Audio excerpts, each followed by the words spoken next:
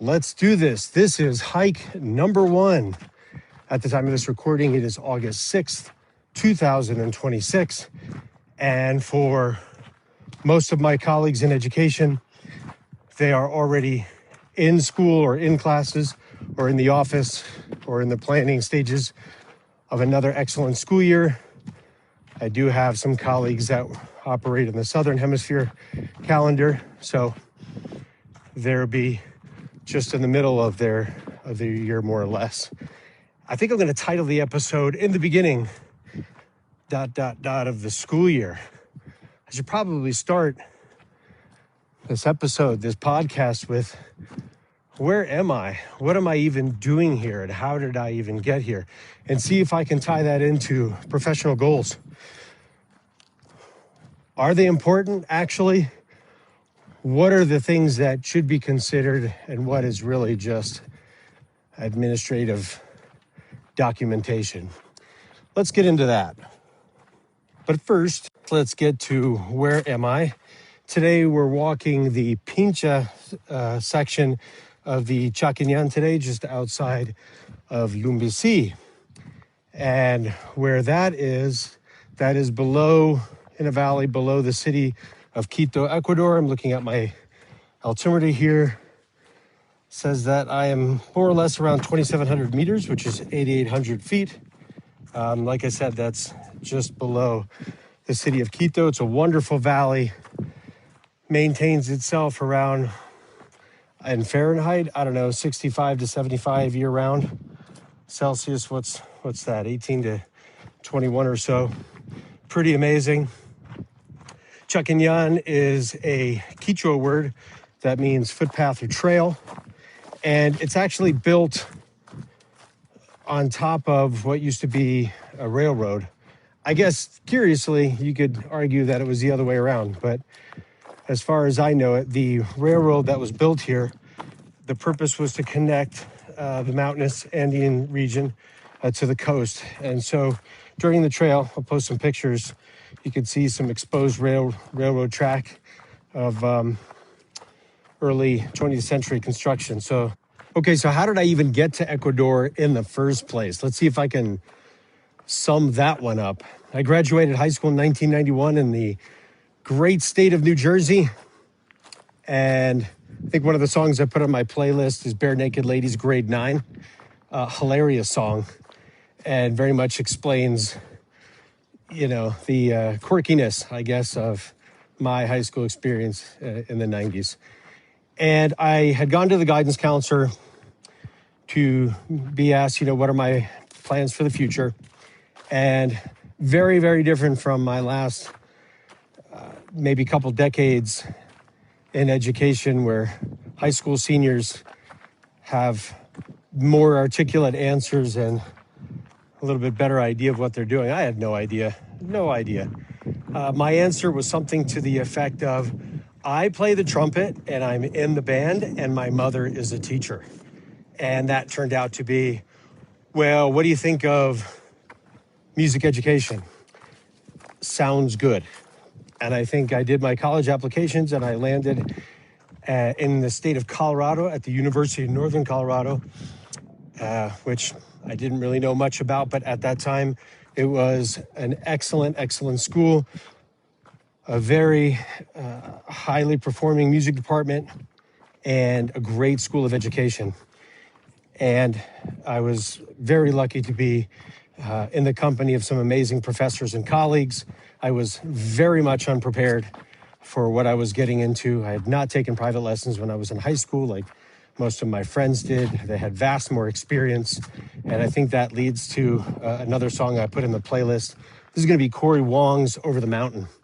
And I think it beautifully tracks from a compositional perspective my journey going from New Jersey, go to Colorado, and going over that mountain to another continent, to Ecuador, which I'll get to in a minute. That time, my first mountain that I was trying to go over was, what have I gotten myself into? Like, I'm not at this particular level. And I remember one of the comments being, 3 out of 4 of you will not be here in 4 years. It's like, sweet, I've been here for like 2 days, and I've just been told I have a 75% chance of failure. Awesome. Luckily, I am from Jersey, and I'm a bit stubborn. So I figured I was going to make it, but I didn't really know how that path was going to work out. And music education definitely called me. And that's where, after graduation, I had my first job experience at a public school in the Metro Denver area. A wonderful school. I stayed there for a couple of years and then decided to take a job around the Denver Tech Center, which is near there, because I thought I would make more money, which is true. And I thought I would be happier, which was not true. And after a time, I had a friend call me up and say, hey, you've been complaining a lot lately about this. I think you should go back into education. There's an international job fair at the University of Northern Iowa. I was looking up the schedule and the applicants, and there's more positions than there are music educators applying for the jobs. Great, let's give it a go. So put some Mountain Dew in the car, drove all the way out to Waterloo, Iowa. Slept in my car the first night, put on the suit, got a bunch of no's. Only 2 years of experience, no masters, etc. Drove home a bit sad. Did have 2 emails in my inbox. One was an offer for the international school, I think it was of Cairo in Egypt. And the other one was Academia Cotopaxi in Quito, Ecuador, which I had to look up on a map where that was. Sounds ridiculous, but I guess that speaks a lot to my geography skills at that time. And my thought on that mountain was, hey, I don't speak Spanish. I love hiking. I love the Colorado mountains. There's volcanoes there. Let's give it a shot. Let's do it for 2 years. And then the rest of it, I guess, is history. The 2 years turned into this audio note. I worked at Academia Cotopaxi for 4 years. It was an amazing experience and challenge. There was great teachers around me at that time. I was still pretty new. It must have been around 27 years old, I guess, at that time. And the program had been a great program years past in the music program, and it had gone downhill. And my job was to put some energy and excitement in there and bring that up to a better level. And I did my thing for about those 4 years. And then I decided to take a job back in the United States, in the state of Arizona. My son was born during that time, and my wife and I and my son Mateo, we were in Tucson, Arizona, where I worked in yet another amazing public school. I've been very fortunate in my career with wonderful leaders and examples of strong teaching and learning. And probably the best thing about that community was just the mindset of the school, their collaborative nature, the positive energy, and that all came through leadership. That was exampled daily. She helped me out through some tough times. Julie Sherrill, amazing principal, and couldn't ever thank you enough for my first time dad experience and working in a school and trying to manage all those things at that time. It was wonderful. After 3 years, I got a call from a school back in Ecuador, Colegio Menor. Colegio Menor was an upcoming private school at that time, and they were looking for a music department chair. And it was a very large program, very well resourced and funded and supported. And I decided to take that job. My friends were kind of like, what are you doing? You're moving back to Ecuador. You could go to other international schools, better contracts, better money. Why are you doing this? And I was like, I don't know. I have a feeling that there's something here. This could be great. And that's absolutely the case. I spent 17 years there. My son graduated from high school there. We did some really amazing things and very high achievements for a school on the map in a small country, and the programs that we were able to create and innovate, and the people I was able to work with. I think that's its own separate podcast. And after those 17 years, I decided to step away from that role and take a different professional challenge. I created my business called Creative Arts and Innovation, which is focused on professional services for schools looking to raise the profile of either their arts program and the logistics and resources that go along with that, or just the creative mindset of the school in general and how they're perceiving education. This is through the lens of being creative, and artistic is not specific to just those classes. And then I guess January of this year, 2026, I was offered a job as the Director of Learning Innovation, which I guess would be kind of a U.S. equivalent to Assistant Head of School at a project-based school, which I love. The opportunity to really inject a creative mindset into the school, an ecologically forward-thinking school, big on forest-based education for the young students, and then transitioning into projects, international baccalaureate, and so forth. So that's how I got to where I am right here on this path. Hope you enjoy listening to Over the Mountain by Corey Wong and grade 9. The next tune that I put on there is The First Circle by Pat Metheny. Oh my gosh. I didn't know. Amazing track. If you don't know Pat Metheny, go listen to the song right now. It's a very complex musical composition. Not for everybody the easiest to digest, but it's just an amazing piece of art. And the singer on there is Pedro Aznar, a young Pedro Aznar, which I had no idea who that was when I was in Colorado, and I come to Ecuador. How do you not know who this is? And the build of the song, from where it starts, quiet, calm, not exactly simple, but thinner instrumentally, and it just builds and builds and builds emotionally into something just wonderful. And I think that's how my career personally went. I'm sure many others have a similar story. And I think from there, I can transition that into professional goals and why this thought and this mindset of getting up on that mountain relates.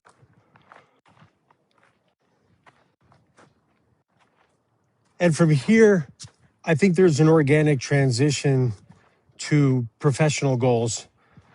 Are they really important?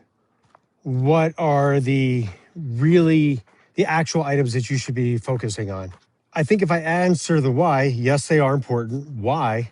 If you think about my however many minutes that it just took me to explain that life journey, professional goals are a mini life journey. They are a small bite-sized version in education. They're like 10-month periods of what your life journey should be. It's interesting to say that way because people would say, no, that's not what the professional goals are. They are just, the things that you're going to aim to do in your class.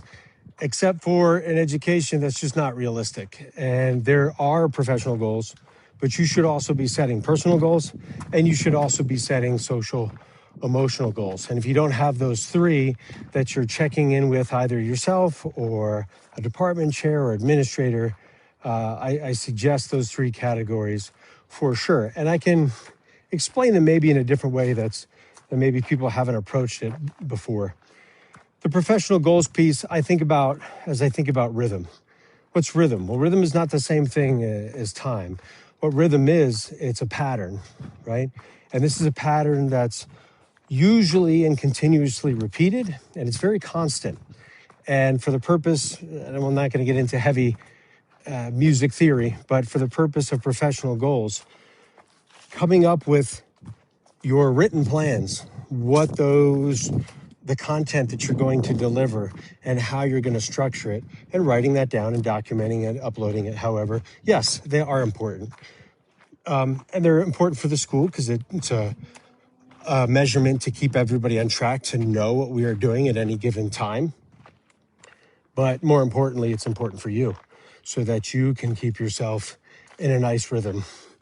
People that do not plan effectively, even if they know a lot about their content matter, their rhythm becomes very abrupt, right? Like they have a week that's really good, and then they're like, what should I do on Monday? And then things aren't so great, and there's not a steadiness to it. So when your professional planning is correct, the rhythm works very well. When I think of the other areas, social, emotional, your personal goals, I like to think of two other terms. One has to do with pacing, and whether that's in an athletic context of what you should having a good pace. The obvious example is running a marathon. You get all excited, beginning of the school year, beginning of a race. Most people go too fast. They get it going, even though they have everything planned, and then they burn out, right? Everybody puts in all these initiatives, and then October, November comes, and it's like, oh my gosh, right? Well, the pacing wasn't set right. Just like a marathon, what are you going to do? What's the time per mile or per kilometer that you're going to hope for? And then your rhythm are those steps that you take with your feet. So I think pacing is really important. Figure out how to pace yourself. That can be in event calendar planning. That can be in, lots of many ways that you see how planning is going. Had to stop for a minute there. There were some downhill bikers coming by at a serious high pace, and one just about took a digger.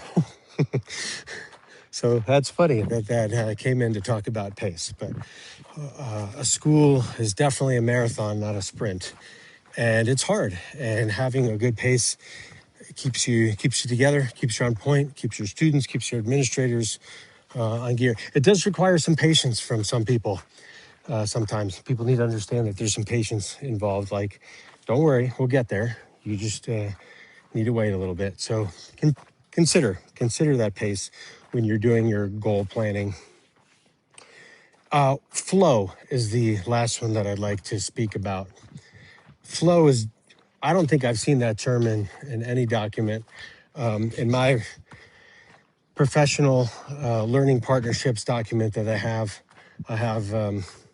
I will use terms verbally, but I think that's something that I'd like to include in there. Flow is a big one. Flow heavily relies on, your kids are not a constant rhythm every day, even though that it's uploaded that way. And they're not always on pace either. Sometimes the flow of that class is the energy's great. Sometimes it's not. Sometimes you're just not having a great week. You got personal things going on. Sometimes you're not. And all around the school, that's continuous. And so being attentive to your flow is what will help keep your pace going within the rhythm that you have set. And if it's not working and being attention to your flow, take a break. You need to take a break. And that can be as easy as if you are fortunate enough to have a great team to work with or an administrator to talk to. And if not, find a resource to be able to do so that helps you out and say, hey, let's take a break for a minute. Let's recuperate your flow, which is highly connected to an energy state. And then let's bring that back. Or for students, that's where you stop. A lot of times in education, we try to just press on. And sometimes you just need to stop. Look, it's not working. We need to stop the activity. We're going to stop the learning process. I'm going to ruin my pace and my rhythm, but the flow's not happening. We need to make this happen. That's not something you write down during your professional practice, but it's definitely something where you would want to consider that what you're putting down, let's take your curriculum, is organic and it's living. It's not fixed. So while you're doing your best attempt to put things on a timeline, because that's accurate planning, you're doing it with the explicit understanding that things might and will change. And if that affects the pace, yourself will affect your flow. You need to be okay with that. And it's all right, and it'll happen. Over the course of time, it'll all work out, and you'll be surprised that you get to more than you don't. Obviously, the opposite of that is true. If you are taking too much personal time away from your career, whether it's your own business, whether it's a school, whatever, it's really hard to establish a decent flow, pace, and rhythm at your main gig or at your school, so to speak. So I don't mean to say also that, just anytime you feel sad, take 3 days off. That's definitely not what I mean. It's being aware that you're in that position. And when that's done as a community and a collaborative community, I'm telling you, that's how places move forward. So let's review. Number one, is it important or even worthwhile to do professional goal setting? The answer is yes, but the bigger question is why. And the why should be something to the effect of simply because we need to understand that there is a plan. It meets the expectations that we have communally set forth. And it's not mystic, it's not magical, it's easy to understand and have a conversation about. This was related to the point about rhythm. And that's what a continuous pattern does. You feel safe. You feel like you know what's going to happen. You feel like you know what's going on. You feel like there's a plan. Number two, are there other categories of goal setting? Yes, they are. They are personal and likely social emotional goals, because these are a small microcosm of your entire life plan, right? Some people may argue that your work and your life is not related, but it sure is great when they are. If it gives you some pleasure, some sense of fulfillment in your professional life, your personal life, and there can be moments where they're one and the same, that's what that's for. We spoke about pacing for that, right? For you to be all excited at the beginning of some sort of project, beginning of the school year, but understand for yourself, in order for you to achieve your goals, you're going to have to take your time. And that might be uncomfortable even for other people, but it's a necessary step to do so. It can be written out in a professional goals plan, and should. That gives you an idea of how that person is doing. The other part that we spoke about social, emotional check-ins and your flow state. Flow states are a multifaceted area, because whole administrations and finance departments and teachers and students and parents and community members and national politics all have their different versions of flow that may or may not be, usually are not in sync with the other two areas that we spoke about. And so being able to have a community is super important for that. If that's not asked, do you have a community? Do you have a group of friends or colleagues here that you can confide in when you need help? Do you feel supported? Then request that that be added into your professional goals. And if not, do it yourself. Make that community happen. It'll make a huge difference if you can do those three pieces. Document out what your plan is. 2, pace that plan. 3, understand that you're going to have a flow in that part that might speed up, slow down. So to tie all this up at the end, I'm a little tired. Mercy, as they say. My musical selection from the great Cannonball Adderley Quintet is the song Mercy, Mercy, Mercy in a live version. Listen to what is said before the music even begins. I'm not quite sure who's speaking. I think it's Nat Adderley, who's his brother, the trumpet player, but it's amazing. It's self-explanatory about the context of the song. I think it wraps in amazingly with how to give yourself a little bit of grace, especially at this time of the beginning of the year, setting your goals, your ambitions, your life path, as it will. Have a great school year, or if you're in a different industry, have a wonderful professional time period until our next hike. Go get it, and let's inspire change. See you next time on 100 Hikes.